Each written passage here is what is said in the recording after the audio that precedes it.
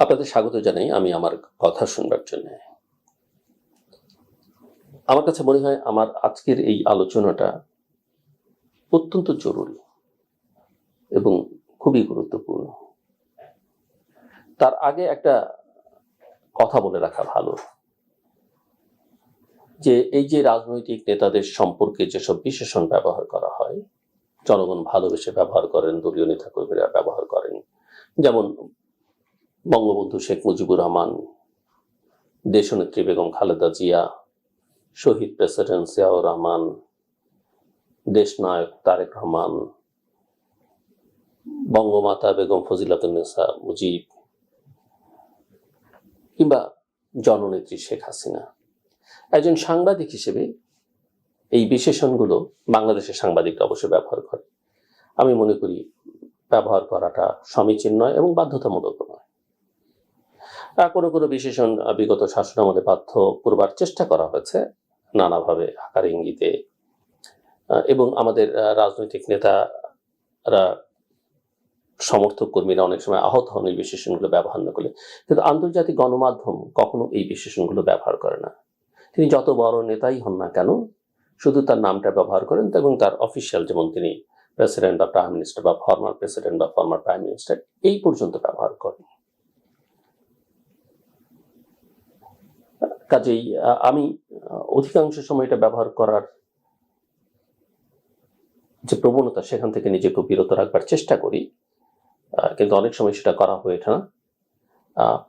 কিন্তু আমি এখন থেকে আমি মনে করি যে যারা আমাকে শুনছেন, যারা আমার লেখা পড়েন এবং যারা আমার কথা শুনেন, অনুষ্ঠান দেখেন, তাদের কাছে আমি জানিয়ে রাখি এবং অনুরোধ থাকবে যে তারা আমাকে অন্যভাবে নেবেন না। এটা কোনো ডিসরেসপেক্ট নয়, এটা আমি মনে করি আমার পেশাগত যে স্বাতন্ত্র্য সেটা বজায় রাখবার জন্য জরুরি। আমি আশা করব অন্যান্য সাংবাদিকরাও সেটা ফলো করতে পারেন। তবে বিভিন্ন সময় যখন আমরা কথা বলি বা ধরেন এই যে ব্লগ করছি, অনেক সময় সেটা চলেও আসতে পারে, কারণ আমাদের দীর্ঘদিনের চর্চা অভ্যাস, সেই কারণে। কিন্তু আমি মনে করি আমি নিজে সজাগ সতর্ক থাকবো, আপনারাও সেটাকে ইতিবাচক ভাবেই নেবেন, এবং এটাই ইন্টারন্যাশনাল স্ট্যান্ডার্ড। বাংলাদেশের স্বাধীনতার প্রধান পুরুষ শেখ মুজিবুর রহমান, নানা অভিধায় তিনি অভিযুক্ত। আমি আগেই বলেছি, তাকে স্বাধীনতার আগেই ভালোবেসে ছাত্র জনতা বঙ্গবন্ধু উপাধি দিয়েছিলেন, বিশেষণ দিয়েছিলেন। তাকে নিয়ে বিএনপি কি করবে? এই যে তারেক রহমানের নেতৃত্বাধীন যে সরকার, সেই সরকার কি করবে? প্রশ্নটা খুব গুরুত্বপূর্ণ। শেখ মুজিব বাংলাদেশের স্বাধীনতা সংগ্রামের, আমি আবারও বলছি, স্বাধীনতা সংগ্রামের অবিসংবাদিত নেতা, প্রবাদ প্রতিম পুরুষ।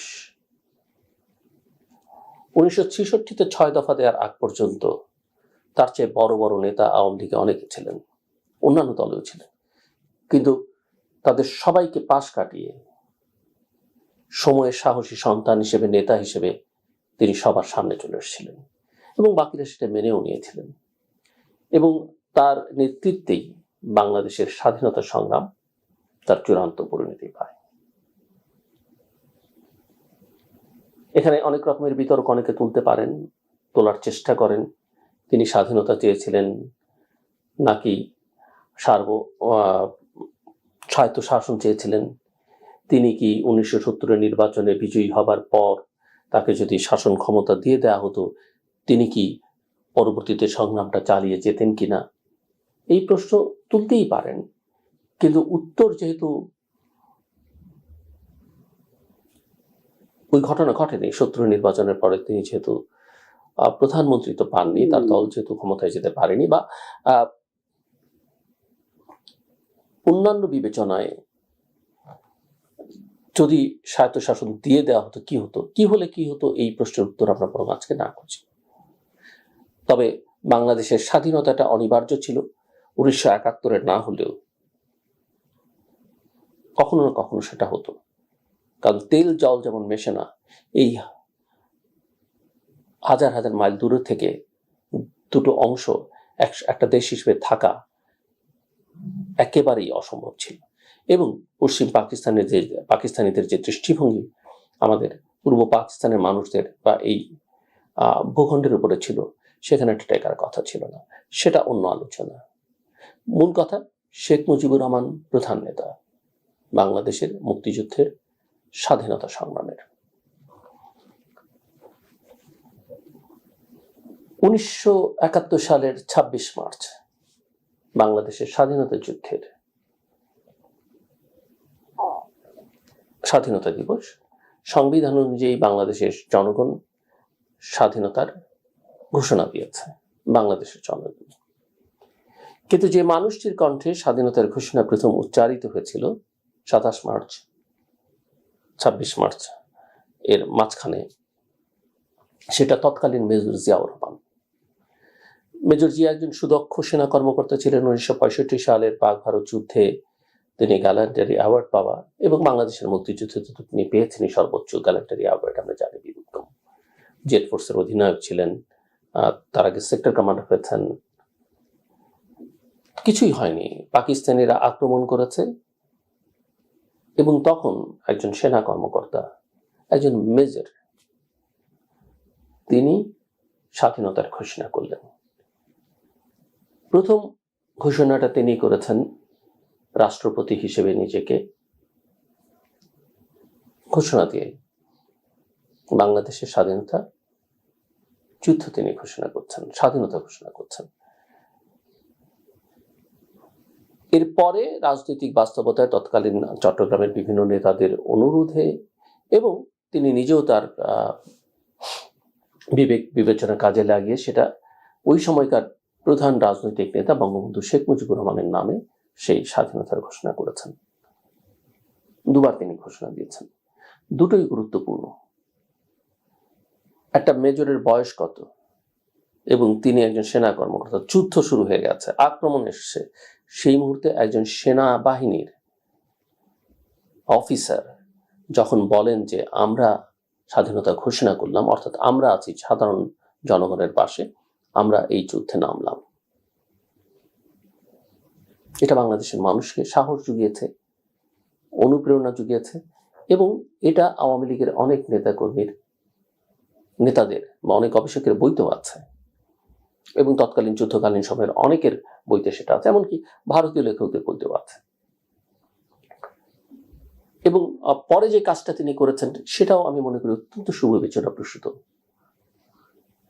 যে মুক্তিযুদ্ধ আসলে শুধু অস্ত্রের যুদ্ধ নয়, এটা একটা দীর্ঘ সংগ্রামের ফল, এটা একটা রাজনৈতিক লড়াই, এবং সেই রাজনৈতিক লড়াইয়ের প্রধান নেতা শেখ মুজিবুর রহমান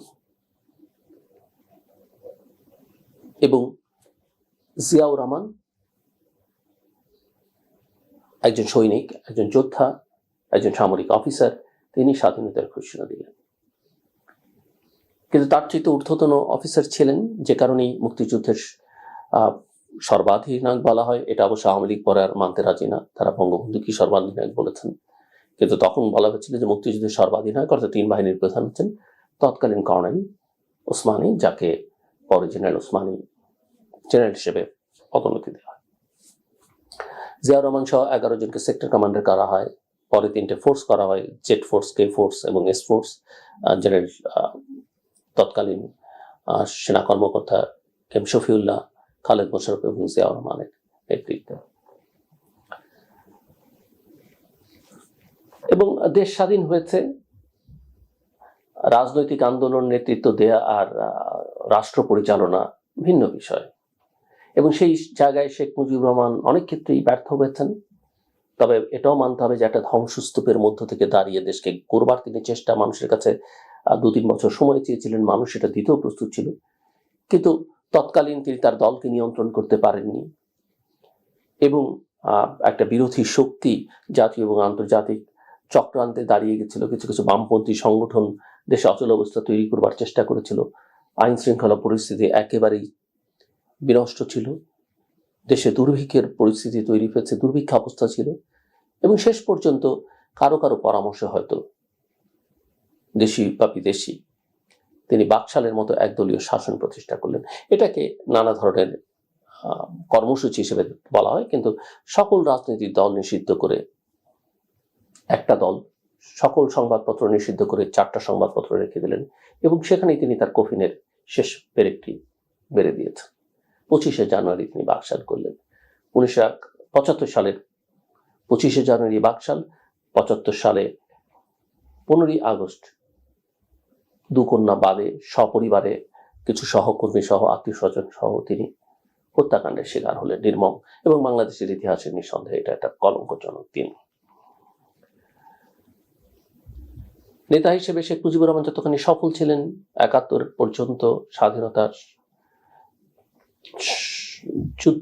যুদ্ধের সময় তিনি 9 মাস পাকিস্তানের কারাগারে বন্দী ছিলেন, সেটি নিয়ে অনেকে অনেক কথা বলেন, কিন্তু কার্যত তিনি বন্দী ছিলেন। তার নামেই বাংলাদেশের যুদ্ধটা হয়েছে এবং এই সেনা অফিসাররা, মেজর জিয়া এবং অন্যান্যরা মুক্তিযুদ্ধকে আসলে সামনে থেকে নেতৃত্ব দিয়েছেন, লড়াইটা, যুদ্ধটাতে, এবং সেই লড়াইয়ে বাংলাদেশের শ্রমিক কৃষকরা অংশ নিয়েছে, ছাত্র যুবকরা, এবং বাংলাদেশ খুব স্বল্প সময়ে, এটা কেউ বিশ্বাস করেনি যে এত স্বল্প সময়ে বাংলাদেশ জিতবে। এমনকি ভারতীয়রা যখন 3রা ডিসেম্বর এই যুদ্ধে বাংলাদেশের সঙ্গে যুক্ত হলো মিত্র শক্তি হিসেবে, তারাও ভাবেনি যে এত অল্প সময়ে বাংলাদেশ স্বাধীন হয়ে যাবে। কিন্তু বাংলাদেশ এই অসম্ভবকে, বাংলাদেশের জনগণ অসম্ভবকে সম্ভব করেছে। 16 ডিসেম্বর দেশ স্বাধীন হয় এবং তারপরে বললাম যে শাসন করতে এসে শেখ মুজিবুর রহমানের যে দুর্বলতা সেটা প্রকাশিত হয়েছে, এবং সেটা আমি সম্প্রতিটা লেখা পড়ছিলাম ভারতীয় কূটনীতিক ডিপি ধরের, সেখানে শেখ মুজিবুর রহমান তার সঙ্গে কথোপকথনের সময় 72 সালে স্বীকার করেছেন যে আমার কোনো অভিজ্ঞতা নেই। এখন অনেকেই বলেন যে শেখ মুজিবুর রহমান যদি সেই সময়টাতে টুঙ্গিপাড়ায় গিয়ে থাকতেন, বা তিনি যদি শাসন ক্ষমতা না থেকে অন্যদের হাতে ছেড়ে দিতেন, বা যারা আসলে মুক্তিযুদ্ধে রাজনৈতিক নেতৃত্ব দিয়েছে, তাজউদ্দিন আহমেদ, সৈয়দ নজরুল ইসলাম, মনসুর আলীরা, কামরুজ্জামান, তাদের হাতে ছেড়ে দিতেন আর তিনি সবার উপরে থাকতেন, তাহলে তো পরিস্থিতি অন্য, তিনি জাতীয় নেতা হিসেবে থাকতে পারতেন, পরিস্থিতিটা অন্য হতো। কিন্তু আসলে ক্ষমতার আকর্ষণ সবাই ছেড়ে থাকতে পারেন, এবং সে কারণে হয়তো মানুষ হিসেবে সেই দুর্বলতা তার মধ্যে ছিল, তিনি পারেননি, এবং যে কারণে বিরোধী রাজনীতি দমন পীড়ন, বিরোধী মতকে দমন পীড়নের অভিযোগ তার বিরুদ্ধে আছে, তার শাসনামলের বিরুদ্ধে হয়েছে। কিন্তু তারপরে বলতে হবে যে বাংলাদেশের ইতিহাসে তিনি অন্যতম সেরা নেতা। 75-এর পট পরিবর্তনটা হয়, কিছু বিপদগামী সেনা কর্মকর্তা সেটা করেন, তার সঙ্গে যুক্ত হয় পুরো আওয়ামী লীগ। শেখ মুজিবের মন্ত্রিসভার প্রায় সবাই খন্দকার মোশতাক আহমেদের মন্ত্রিসভায় ছিলেন, এমনকি খন্দকার মোশতাক আহমেদও সেই মন্ত্রিসভায় ছিলেন। তারাই সামরিক শাসন জারি করেন, তারাই অর্ডিন্যান্স, ইন্ডেমনিটি অর্ডিন্যান্স জারি করেন, এগুলো সবই সত্য। সামরিক বাহিনী একটা বিশৃঙ্খল পরিস্থিতি তৈরি হয়, বিশৃঙ্খলার মধ্যে পড়ে। জাসদের যে এলিমেন্টস, কর্নেল তাহের এবং তার নেতৃত্বে সেই এলিমেন্ট সেখানে ঢুকে পড়ে এবং তারা সামরিক বাহিনীর মধ্যে রাজনীতিকে নিয়ে আসে, এবং শেখ মুজিবুর রহমান সেগুলো ম্যানেজ করতে পারেনি। একটা ভুল তিনি প্রথমে করেছেন, সেটা হচ্ছে যে অনেক ভুলের মধ্যে একটা ভুল সেনাবাহিনীর ক্ষেত্রে। কার্যত সেনাবাহিনীতে তখন সিনিয়র ছিলেন মেজর জিয়াউর রহমান, মানে তৎকালীন মেজর, পরে তো তিনি কর্নেল, ব্রিগেডিয়ার এভাবে হয়েছেন, প্রমোশন হয়েছে, যুদ্ধকালীন সময়ে কিছুটা হয়েছে। তিনি সিনিয়র ছিলেন, তাকে সেনা প্রধান না করে শেখ মুজিবুর রহমান কেএম শফিউল্লাহকে করলেন, এবং নিঃসন্দেহে যিনি যোগ্য, এবং মেজর জিয়া অনেক ব্রিলিয়ান্ট অফিসার ছিলেন, সেটা তার মনের নিঃসন্দেহে সেই কষ্টটাও ছিল। কিন্তু জিয়াউর রহমান শেখ মুজিবুর রহমানকে কখনো অশ্রদ্ধা করেছেন আমরা জানি না।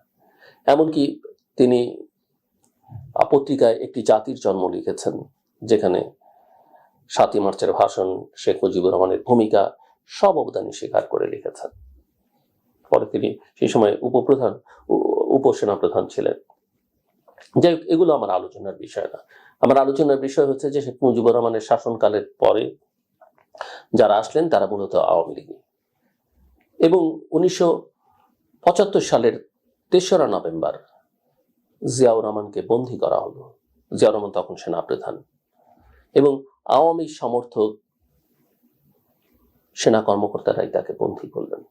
খালেদ মোশাররফ সেনাপ্রধান হলেন নিজে ঘোষণা দিয়ে এবং বঙ্গবন্ধুর বা শেখ মুজিবুর রহমানের যারা হত্যাকারী তাদেরকে সেই সময় দেশ ছেড়ে যেতে দেওয়া হলো। অনেকে বলেন জিয়াউর রহমান তাদেরকে ছেড়ে দিয়েছেন, জিয়াউর রহমান এটা মুশতাক খালেদ মোশাররফরা করেছেন, তাদেরকে দেশের বাইরে পাঠিয়ে দিয়েছেন।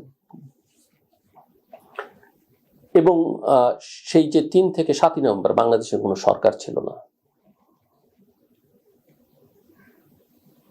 জিয়াউর রহমান সেদিন মারাও যেতে পারতেন, এমনকি সপরিবারও মারা যেতে পারতেন। আজকে যারা তাকে বন্দী করে রেখেছিলেন সেই প্রাক্তন সেনা কর্মকর্তাদের অনেকেই অত্যন্ত পরিচিত এবং তারা জীবিত আছেন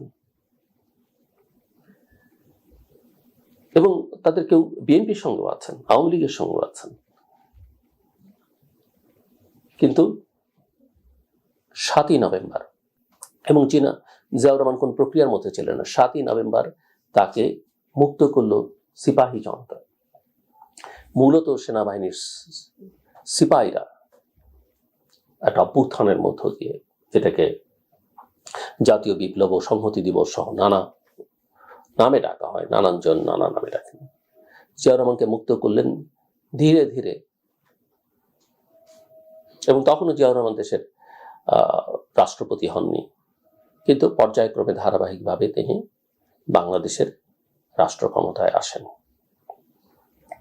এবং সামরিক শাসন ওই ধারাবাহিকতাটা আগেরটাই চলেছে। আস্তে আস্তে সেখান থেকে তিনি গণতন্ত্রের উত্তরণটা নিশ্চিত করবার চেষ্টা করেন।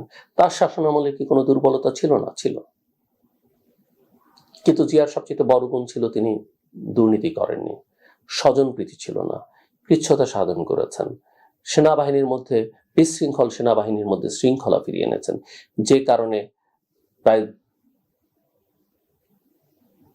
20টিরও বেশি, সম্ভবত 27টির মতো কুয়ের চেষ্টা হয় তার বিরুদ্ধে। সেগুলোকে মোকাবেলা করে টিকে থাকা খুব সহজ কাজ নয়। একটা রাজনৈতিক শক্তি দল গঠন করেছেন, যেই দল এখন বাংলাদেশে ক্ষমতায়, এর আগেও কয়েকবার ক্ষমতায় ছিল, এবং যেই রাজনৈতিক দলের ভিত্তি এখন সেই 70 বছরেরও বেশি পুরনো রাজনৈতিক দল আওয়ামী লীগের মতোই শক্ত ভিত। এবং সবচেয়ে বড় কথা, জিয়াউর রহমান বাংলাদেশে শেখ মুজিবুর রহমান যেমন এক দল করেছিলেন, জিয়াউর রহমান বহু দলের রাজনীতি ফিরিয়ে এনেছিলেন, বহুদলীয় গণতন্ত্র। এবং বহুদলীয় গণতন্ত্র ফিরিয়ে এনেছিলেন বললে একটু কম বলা হবে। জিয়াউর রহমান আসলে আওয়ামী লীগের যে পুনর্জন্ম সেটা নিশ্চিত করেছিলেন। আমাকে বহু আওয়ামী লীগ নেতা বলেছেন, বহু আওয়ামী লীগের নেতা বলেছেন, কারো কারো বইতে হয়তো লেখা টাকা থাকতে পারে, জিয়াউর রহমান তাদের সঙ্গে যখন তিনি রাষ্ট্র ক্ষমতায়, তিনি চাইছিলেন তার দলটাকে তাদের নিয়ে করতে, অর্থাৎ মুক্তিযুদ্ধের পক্ষের শক্তি নিয়ে করতে, কিন্তু আওয়ামী লীগ তাকে সহযোগিতা করেন, আওয়ামী লীগের তৎকালীন নেতৃবৃন্দ তাকে সহযোগিতা করেননি। এবং ফলে তিনি যে দল করেছেন, নানা দল থেকে ডান বাম, কট্টর ডান কট্টর বামকে নিয়ে তাকে দল করতে হয়েছে। বলা যেতে পারে doctrine of necessity. Nap, UPP, Awami League থেকে কিছু, মুসলিম লীগ, নানা দল থেকে তার দলের লোক এসছে। এবং এই দল এখনো সেই যে বিভিন্ন মতাদর্শী মানুষ এসে যুক্ত হয়েছে, কেমিস্ট্রিটা তৈরি হলো, সেই কেমিস্ট্রি কিন্তু এখনো বহমান। সেই সংকট কিন্তু এখনো বিএনপির মধ্যে আছে। বলা হয় শাহ আজিজকে তিনি প্রধানমন্ত্রী করেছেন, কিন্তু আসলে করতে চাননি, কিন্তু তার সামনে কোনো উপায় ছিল না। এবং পরে তিনি অবশ্যই, যেটা শেখ মুজিবুর রহমানও শুরুর দিকে চেয়েছিলেন, শুধুমাত্র বিশেষ বিশেষ অপরাধীদের বিচার ছাড়া সবাইকে ক্ষমা করে দেয়া, সাধারণ ক্ষমা করে দেয়া, ধর্ষণ, অগ্নিসংযোগ, লুটপাট, হত্যা, এগুলো যারা 71-এ মুক্তিযুদ্ধ করেছে তাদের বাদ দিয়ে ক্ষমা করে দিয়েছিলেন। জিয়াউর রহমান চেয়েছেন সবাইকে নিয়ে দেশ গড়তে, কারণ দেশ গড়া, ওই রাখাল রাজা, দেশ গড়াটাই তার মুখ্য ছিল। এবং একথা মনে রাখতে হবে আজকে আওয়ামী লীগের নেতা কর্মীদের, যে শেখ হাসিনা এবং শেখ রেহানা 1975-এর 15ই আগস্ট দেশের বাইরে থাকার কারণে বেঁচে গেছেন। তারা দেশে ফিরতে পারেননি, দেশে ফিরতে পারছিলেন না। জিয়াউর রহমানের শাসনামলেই তারা দেশে ফিরেছেন। জিয়াউর রহমান তাদেরকে দেশে ফিরিয়ে আনার ব্যবস্থা করেছেন শেখ হাসিনাকে, এবং এসে তিনি আওয়ামী লীগের নেতৃত্বের হাল ধরেছেন।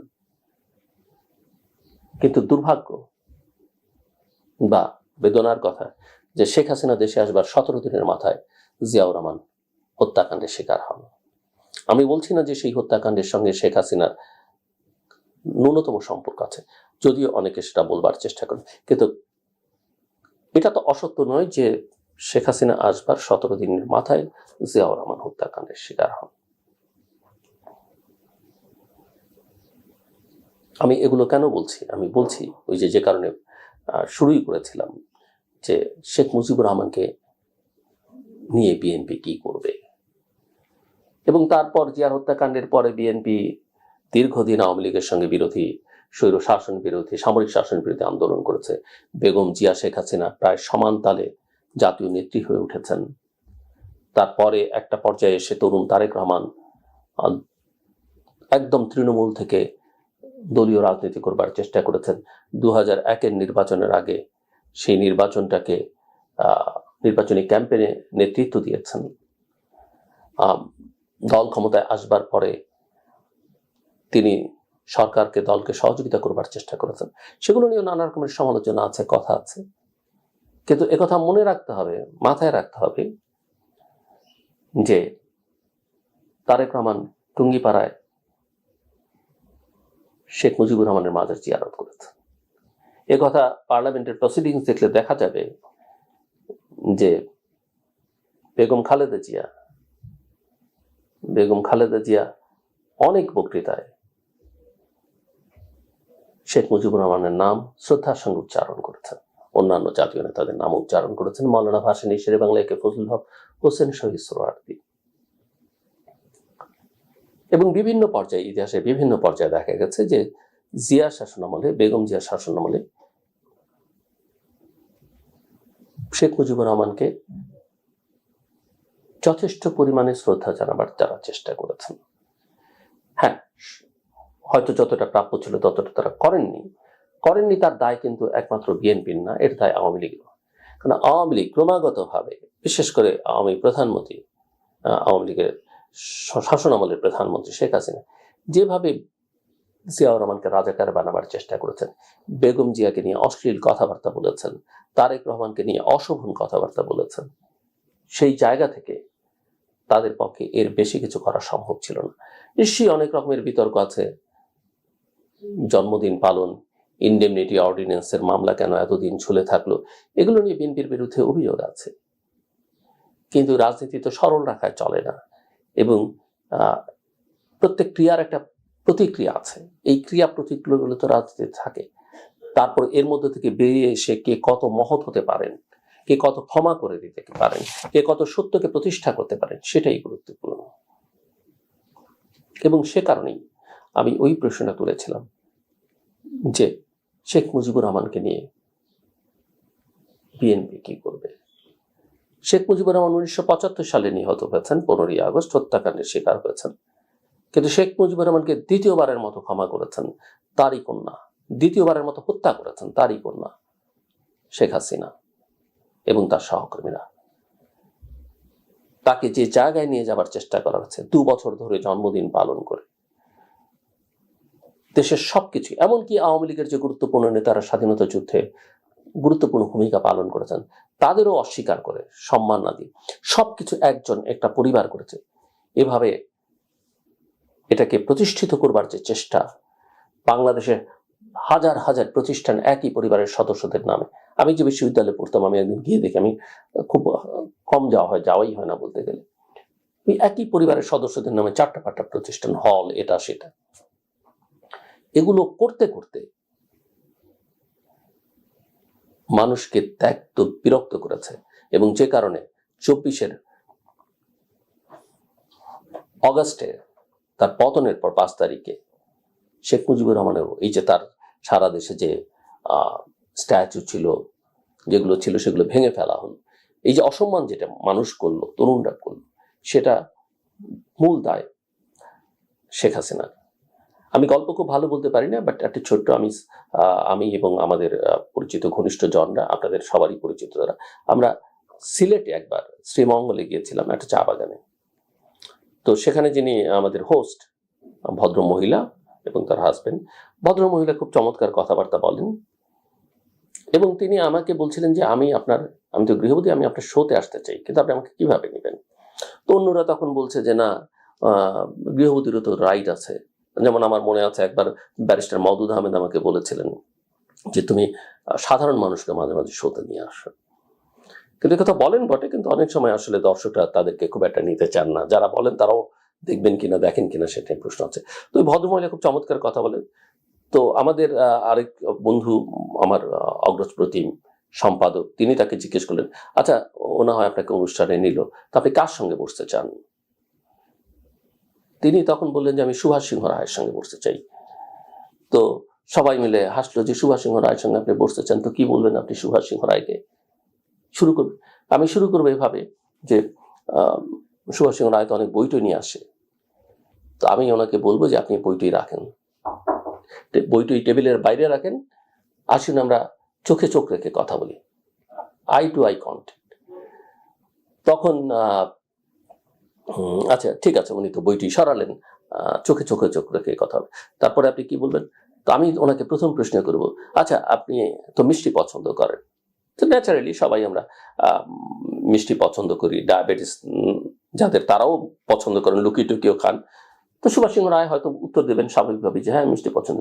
ধরুন আপনাকে যদি প্রতিদিন আমি 1 কেজি করে মিষ্টি খাওয়াই, খেতে দিই, আপনি কতদিন খেতে পারবেন? তো উনি বলবেন সেটা তো সম্ভব না।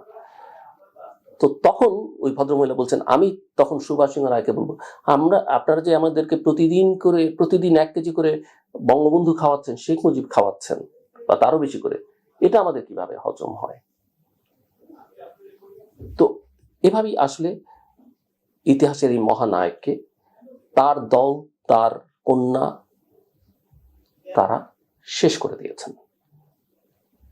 কিন্তু আমি মনে করি তারেক রহমান যে শুভবুদ্ধির রাজনীতি করছেন, সুস্থ রাজনীতি করছেন, তিনি ইতিহাস বদলাতে পারেন।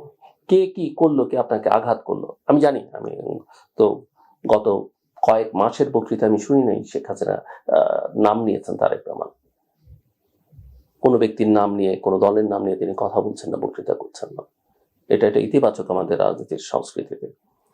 এবং তিনি ইতিহাসের এই অধ্যায়টাতে আমি মনে করি যে শেখ মুজিবুর রহমানকে তার যেটুকু প্রাপ্য সম্মান সেটুকু দেবেন